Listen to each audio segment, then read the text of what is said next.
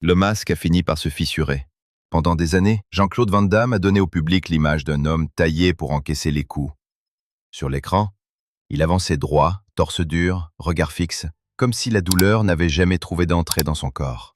Mais derrière le mythe des grands écarts, des coups retournés et des muscles de Bruxelles, une autre histoire s'est écrite à voix basse. Celle d'un homme que la gloire a porté très haut, puis laissé seul face à ses excès, ses ruptures, ses regrets, et une vie conjugale plusieurs fois au bord du vide. Après les rumeurs de divorce, ce qu'il a fini par confirmer n'était pas seulement une crise de couple. C'était plus troublant. Le héros invincible avait lui aussi failli perdre sa maison intérieure. On a longtemps regardé Van Damme comme un phénomène physique avant de le regarder comme un homme. C'est peut-être là que tout commence. Dans l'imaginaire populaire, Jean-Claude Van Damme n'a jamais vraiment marché. Il surgissait. Il entrait dans une pièce comme dans un ring, avec cette énergie bizarrement élégante, mi-guerrier, mi-enfant pressé de prouver qu'il pouvait renverser le monde. Son corps racontait l'effort avant même que sa bouche ne parle. Ses jambes étaient devenues un logo, son accent une signature, son visage une promesse de combat. Mais cette image, si puissante, a aussi servi de rideau, car lorsque le public ne voit qu'un champion, il oublie de se demander ce que le champion fait de ses nuits. Né Jean-Claude Camille François van Warenberg le 18 octobre 1960 à Berchem-Saint-Agathe, près de Bruxelles, il n'arrive pas au cinéma par hasard, mais par obsession.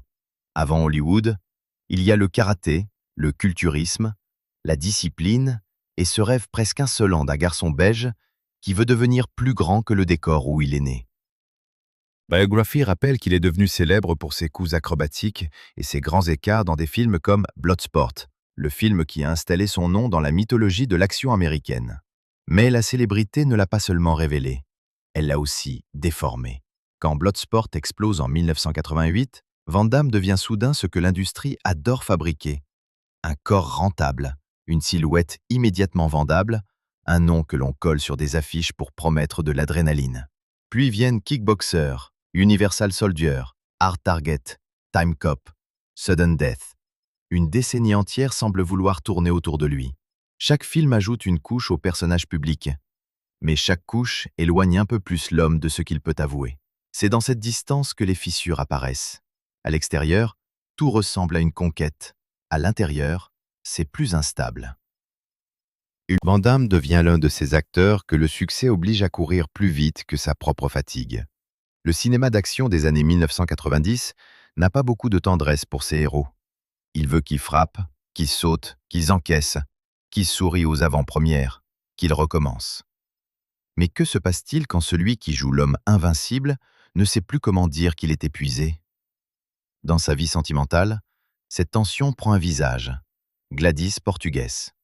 Ancienne futuriste, femme forte, silhouette imposante elle aussi, Gladys n'est pas seulement une épouse dans la biographie de Van Damme. Elle est le fil qui revient, la personne qu'il perd, retrouve, repère presque, et autour de laquelle s'organise l'une des histoires les plus étranges de sa vie privée. Il se marie une première fois en 1987, divorce en 1992, puis se remarie en 1999 après une autre page de la vie de Van Damme. Cette chronologie, confirmée par People dans un article consacré aux couples célèbres réconciliés, montre déjà que leur lien n'a jamais été linéaire. Ce premier divorce de 1992 n'est pas un détail administratif. Dans le récit intime de Van Damme, il prend des allures de regret fondateur. Il y a des séparations qui ferment une histoire. Celle-là semble l'avoir poursuivi. Car entre Gladys et lui, il n'y a jamais seulement eu l'amour calme des couples sans tempête. Il y a eu la gloire, les absences, les excès, les mauvaises décisions, l'orgueil, puis ce besoin presque enfantin de revenir là où quelque chose avait été vrai avant que tout ne devienne trop bruyant. Et c'est là que le personnage devient plus intéressant que la légende. Van Damme n'a jamais eu l'allure d'un homme simple. Même lorsqu'il sourit, quelque chose paraît partir dans plusieurs directions. Il y a chez lui une intensité qui séduit autant qu'elle inquiète. Cette intensité a nourri sa carrière, mais elle a aussi compliqué sa vie familiale. Un homme peut-il offrir la stabilité quand il vit lui-même comme une tempête? Peut-il protéger un foyer quand il ne sait pas toujours se protéger de lui-même? Les rumeurs de divorce ont repris de la force en 2015, Et cette fois, elle ne sortait pas de nulle part. En mars de cette année-là, People confirme que Gladys Portuguese a déposé une demande de divorce à Los Angeles, invoquant des différences irréconciliables. Le document mentionnait une séparation au 7 mars et une demande de pension alimentaire. Pour le public, le choc était particulier. Ce n'était pas seulement un couple de célébrités qui se défaisait, c'était le même couple qui avait déjà connu la rupture, puis le retour, comme si le destin s'acharnait à rejouer la même scène. À ce moment-là, beaucoup ont cru que la boucle était bouclée.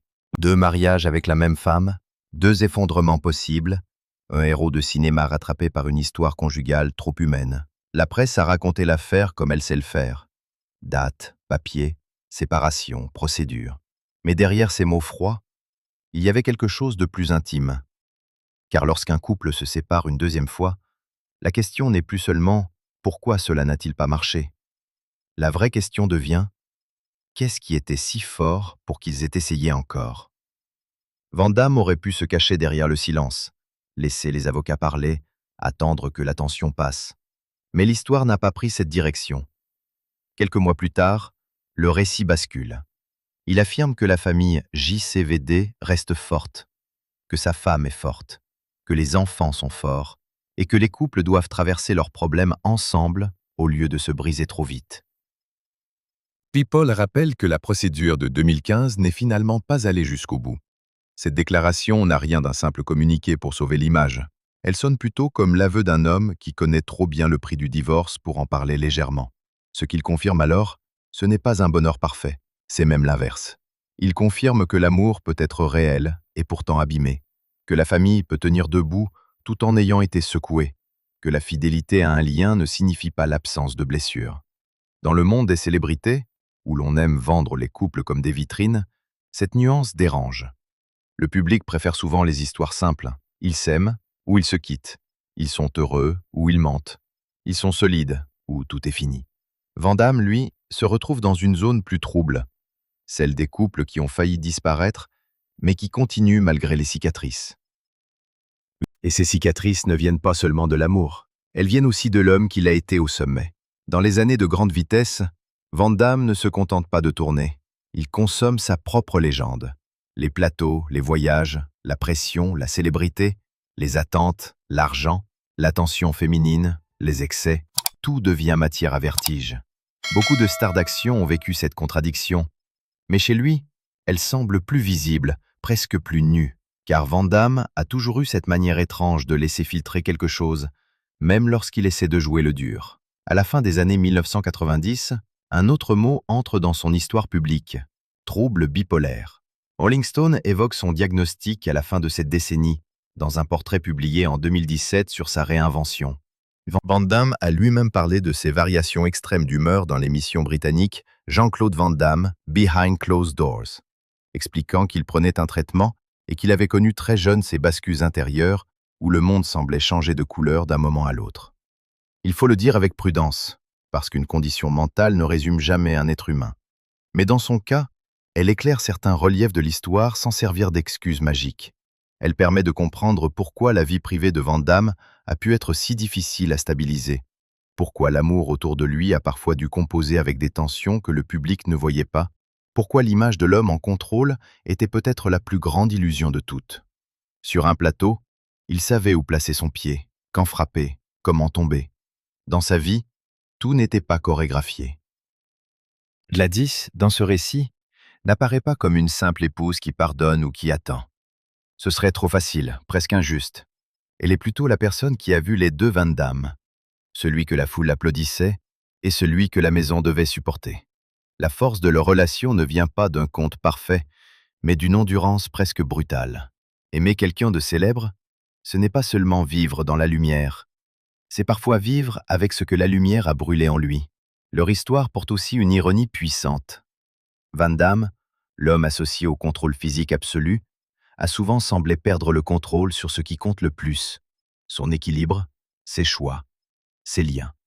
Il pouvait exécuter un coup avec une précision spectaculaire, mais ne pas toujours éviter les dégâts dans sa propre vie. Voilà pourquoi les rumeurs de divorce ont autant fasciné. Elles semblaient confirmer ce que beaucoup pressentaient. Derrière la pose du combattant, Il y avait un homme qui se battait surtout contre lui-même. Dans les années où il domine l'action, la machine hollywoodienne l'utilise comme elle utilise tous ses héros, jusqu'à l'usure. Universal Soldier le propulse dans une dimension mondiale. Hard Target l'associe à John Woo. Time Cop devient l'un de ses plus gros succès commerciaux. La page consacrée à sa carrière rappelle l'ampleur de cette période, mais aussi le ralentissement qui suit, avant des retours plus tardifs avec JCVD, The Expendables 2, puis d'autres apparitions dans les années 2010 et 2020.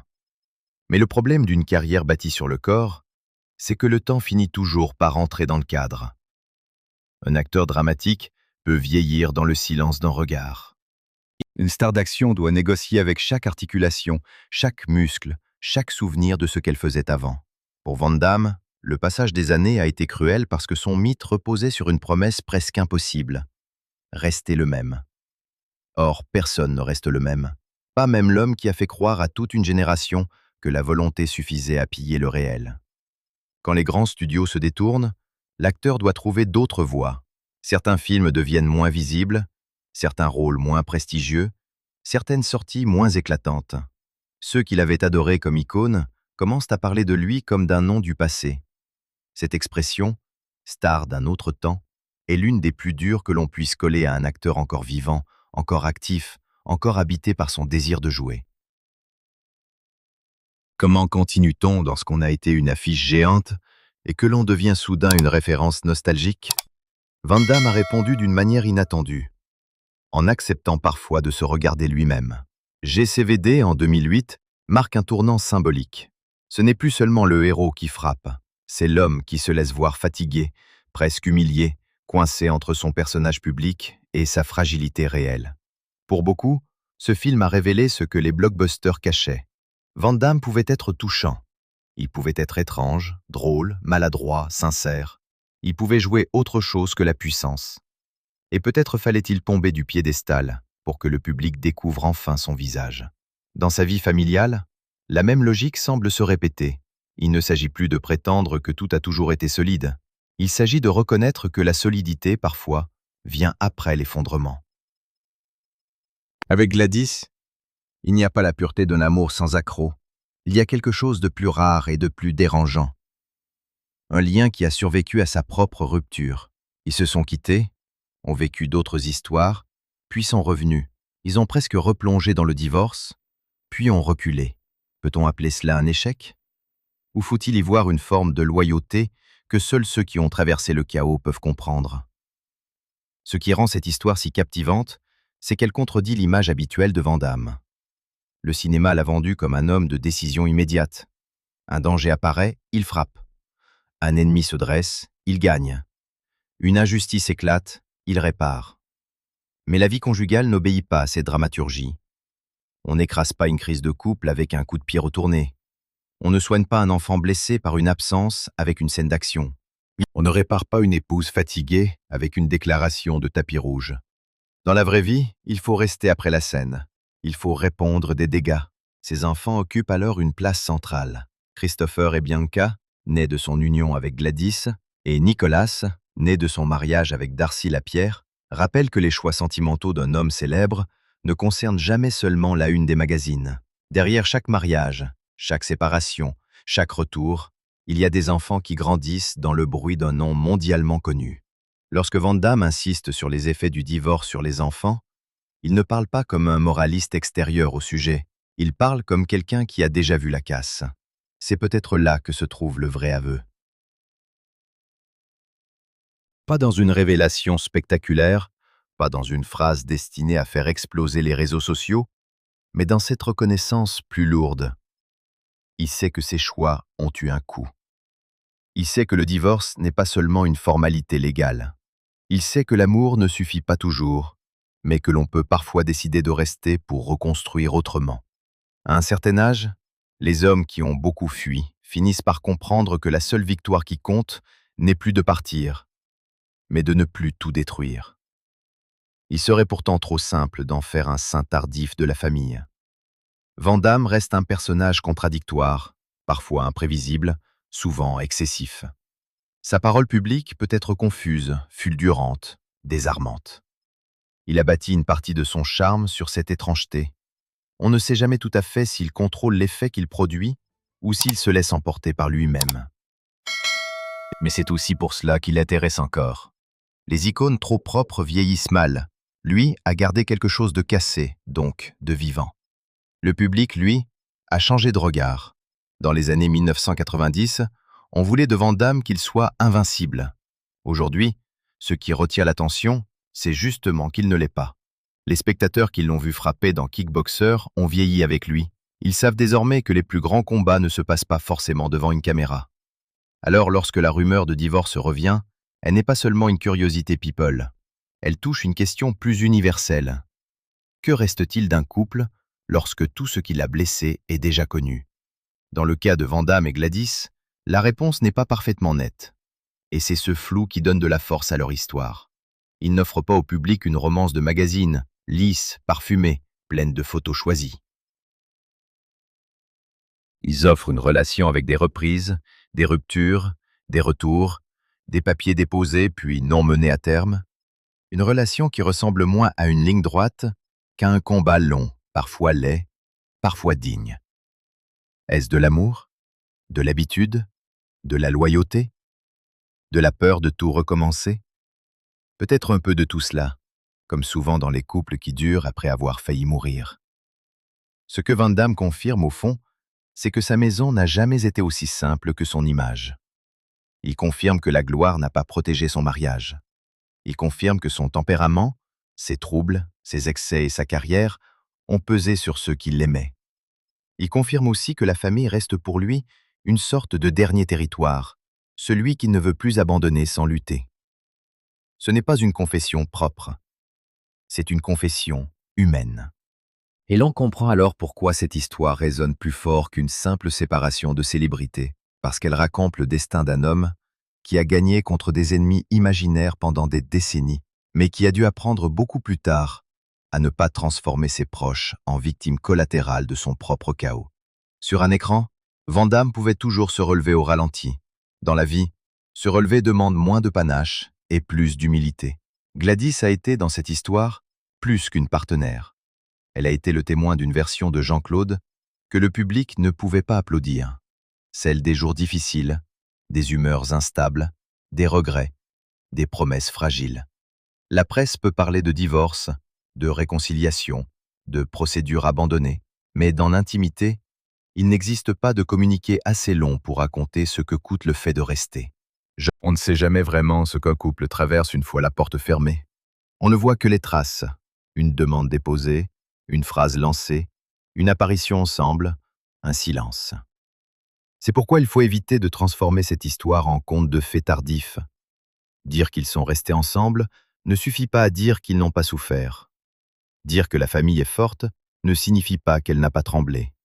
La force, parfois, n'est pas une preuve d'absence de douleur. C'est seulement la preuve que la douleur n'a pas tout emporté. Van Damme appartient à cette catégorie rare de célébrités dont les failles ont fini par devenir presque aussi célèbres que les exploits. Il n'est plus seulement l'homme de Bloodsport. Il est aussi celui qui a dû affronter la chute, la maladie, les regrets amoureux, la peur d'être remplacé, la difficulté de vieillir dans une industrie qui consomme ses héros. Et c'est peut-être pour cela que son histoire continue de tenir le public. Parce qu'elle ne promet pas une perfection inaccessible. Elle expose une survie. Après les rumeurs de divorce, l'affaire semblait devoir se terminer par une rupture définitive. Mais l'histoire a pris un virage plus ambigu, plus intéressant, plus humain. Van Damme n'a pas seulement dit que son couple tenait encore. Il a laissé entendre que tenir était devenu une décision, presque un combat moral. À l'âge où beaucoup d'hommes font le bilan en choisissant les souvenirs qui les arrangent, lui semble rester prisonnier d'une vérité plus rugueuse. Il a aimé, il a perdu, il a recommencé, il a failli reperdre, et il a compris trop tard que la famille n'était pas un décor autour de sa légende, mais peut-être le seul endroit où sa légende ne servait plus à rien. Alors que reste-t-il lorsque le héros baisse enfin les bras? Il reste un homme. Un homme qui n'a pas toujours su aimer sans blesser. Un homme qui a parfois confondu intensité et destruction. Un homme qui a cru que la force pouvait tout résoudre avant de découvrir que certaines blessures ne répondent pas à la force. Et c'est là, précisément, que Jean-Claude Van Damme devient plus grand que son propre mythe, non pas parce qu'il n'est jamais tombé, mais parce que sa chute a révélé ce que les projecteurs avaient longtemps caché.